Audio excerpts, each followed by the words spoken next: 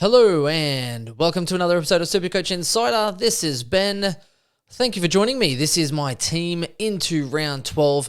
I have no idea what I'm going to do. Take it as it comes every week in advance. Let's just work it out. And at the moment, we're just kind of waiting to see how things pan out with the draw. For me, I believe next week is uncertain, so I don't want to make too many changes too far ahead of myself. I just want to look at this week. Once it's going ahead, what can I do? And then have an eye towards the future to allow some flexibility from there. So let's have a look at it. When I have my team, last week I scored 2,364, so I was really impressed with myself. I did do something a little bit different that I don't normally do. I took the 120 from Gorn. Normally I think 120 is a little bit on the low side, especially seeing that there's been some big scores coming up of late. So for me, I definitely wanted to secure a decent score. Plus, I was also away for the weekend, and I didn't have enough time to panic over Grundy. And for me, this is the way I think karma kind of gets you, because the week before that, I risked it for the biscuit for Clayton Oliver, and it worked out. Now, this week I had a 120 option, and I was going to run it into Grundy, who's done really well against his opponent previously, Port Adelaide, I think it was.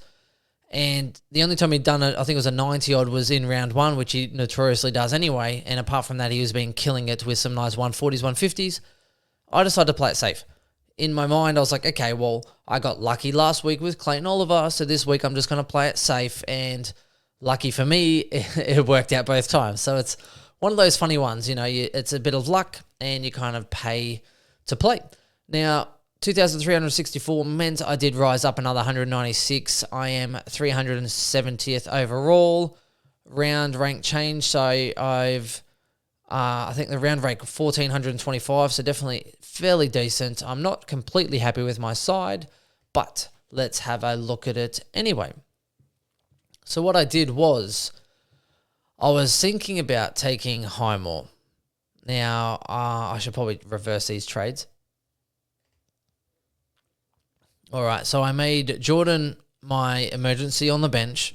He scored an 85, which I thought he would do quite well anyway, and he beat his break-even, which was lovely, which meant that I had to loophole Sharp. Now, if I had Sharp in the defensive line, I was going to play Highmore. It didn't really give me much options, because then I would have had to, it was either play RCD or put Sharp in the defensive line with Laird in there, and it was either, because I wasn't sure about Brockman playing. So that was the issue I had. So I ended up making that decision nice and early. I left Laird in the defensive line. I just put Sharp on there. I took Jordan's score, and I decided to play RCD over Highmore.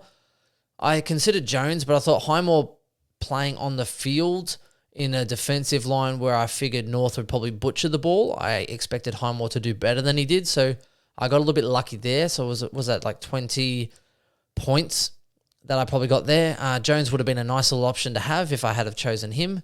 So Ridley obviously stunk it up a little bit. Luke Ryan's still chipping away when he plays, which is nice. Grundy now injured is the issue that a lot of people are talking about. I'm not sure what I'm going to do there.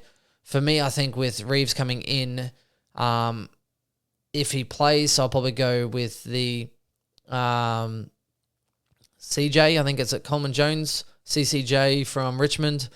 I'll probably bring him in. He's 160,000, but now with Nankervis out, so Nank is gone. Tom Lynch is injured for another 4 to 6 weeks. Also, Nank's out medium term with a PCL, I think. So for me, his job security is quite good. So I'm planning on putting him in the ruck for now for Flynn.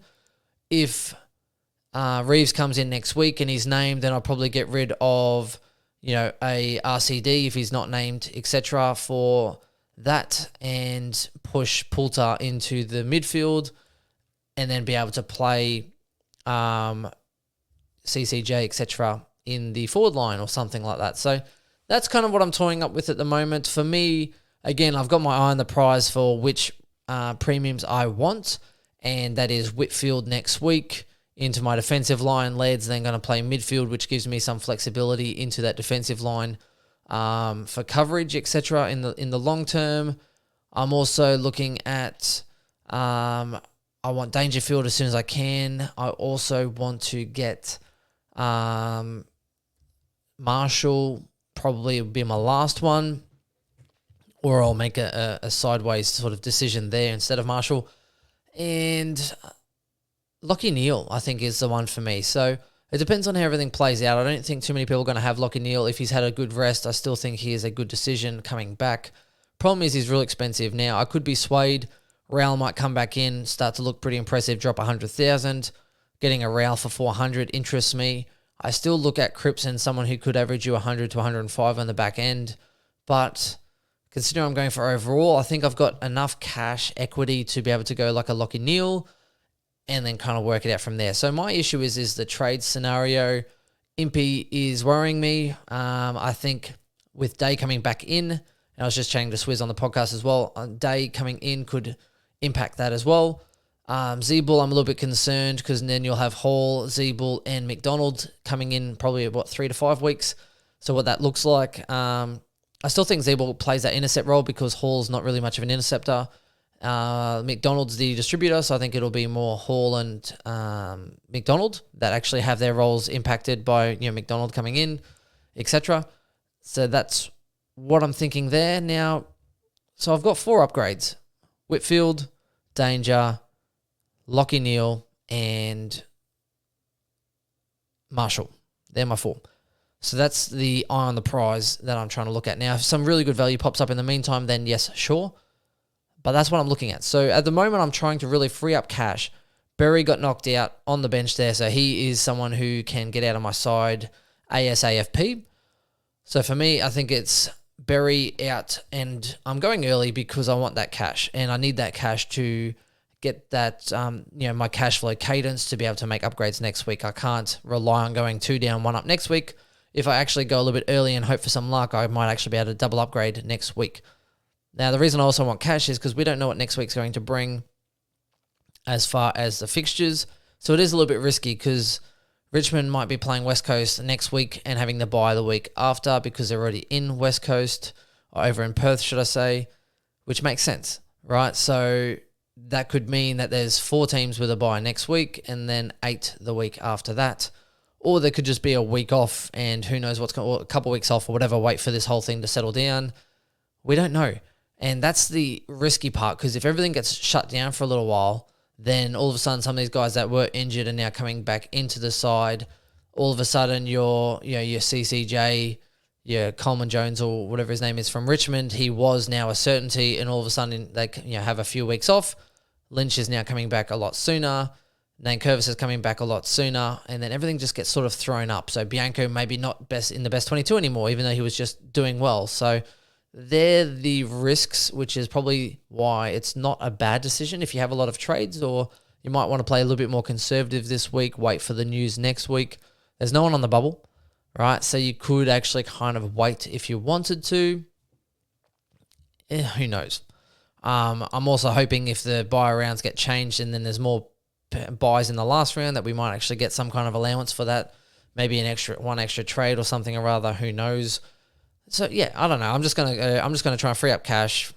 What can you do, right? So for me, I'm going early. I'm going to bring in Bianco,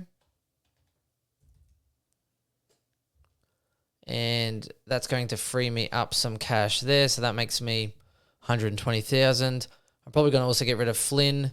Now, what I might do is I might go and get rid of Flynn and write, so Jones, Coleman Jones.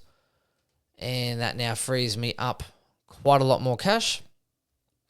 And I've got Coleman Jones now in that position. That also gives me some cover there for Grundy.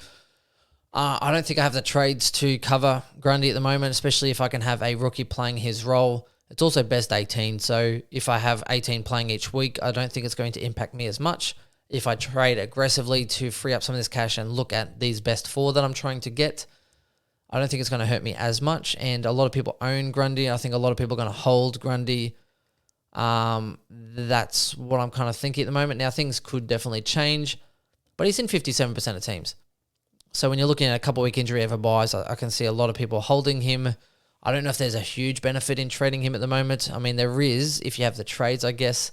If you have 2 trades that you can burn, you can get rid of him for someone else, upgrade, wait for him to come back, play a game, drop some cash, and then get him back in. That is a consideration. I don't think I have that luxury. I mean, I could, but 2 trades at this point is probably worth it. Not worth it. I'd have to get rid of him and keep him out. And there's rookies playing too. So I think for me, there's enough good rookies there.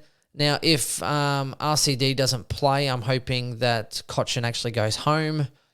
No, like not for a good thing, with his family and stuff like that. That's obviously sad to hear if the family's having issues.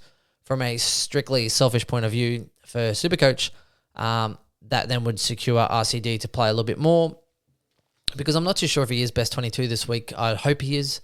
So I'm hoping that if Cochin's out, then RCD definitely plays.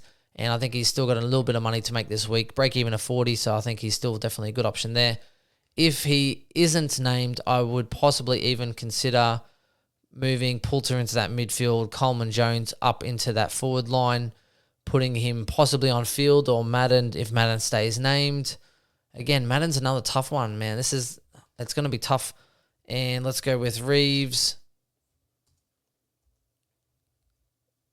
Probably a double E, Reevesy, there you go, which would free me up 500,000. Now, it's a lot of trading. That leaves me with 8, right? So that's with 4 trades left with 500,000. So Jordan would be able to be gone, and Jordan could become Whitfield for like 120,000. So that then leaves me with, 380, give or take. All right, so that's 1 done. Then I've got Warner for 300,000, so I can then go from him to Dangerfield if he plays this week coming. So next week, should I say, Dangerfield drops another week or 2, Warner, so that's an extra 250,000, so that leaves me with another 130,000. And then from there, I'm probably looking at going Poulter down and then going up. So Poulter down to 100,000 player probably makes me 180 to probably 200,000 at that point. So then all of a sudden I've got 320,000, and then go up onto someone else. So was it 320,000 onto, say, a Madden who'll be, say, 200, or Jones. Actually, Jones could be about more like 300 nearly at that point. And then I've got about 600,000, which will be easily enough to sort of cover your Neil or Danger, whichever way I sort of do it. And I should then still have sort of gone 1 down, 1 up, basically, to finish that list. So that would leave me with 3 trades left. So that's what I'm thinking. So it'll be upgrade, 1 down, 1 up. Well, I think it's upgrade, 1 down, 1 up, something like that. So I think I should be left with about 2 or 3 trades and hope for some luck, basically, is how I'm looking at playing it. Like anything, I haven't played it perfectly, but ranked 370th, so I'm not too upset. Just trying to kick on, maximize cash, particularly over these buy rounds, still play aggressive and just hope for some luck. That's it. Captains this week, I think Clayton Oliver, VC, nice and easy option here. And McRae as the C is another safe option there. I think a lot of people will be doing it. Those with Clary will be doing it probably over Gorn, because he's had a better track record the last sort of 3 to 4 weeks. Brisbane don't tag as well, so I think Clary will be definitely able to get that contested ball. And McRae, I think, just against Fremantle, I think he is the one that you probably want to go to. That's it for me. Let us know what you're thinking. It's a tough one to navigate. So what do you think about navigating through the buys? Are you someone who's going to go early just to free up cash so you can then try and maximize those trade-ins? And at this point, you're kind of just hoping that they play through the buys. Now, I know it's not the best strategy, but are you trying to do a 2 down, 1 up each week for 3 upgrades, or are you trying to kind of maximize now so you can just go upgrade, and go that way? Let us know what you're thinking. Which round are you screwed with? And we'll talk soon. All right. Thanks, guys. Bye.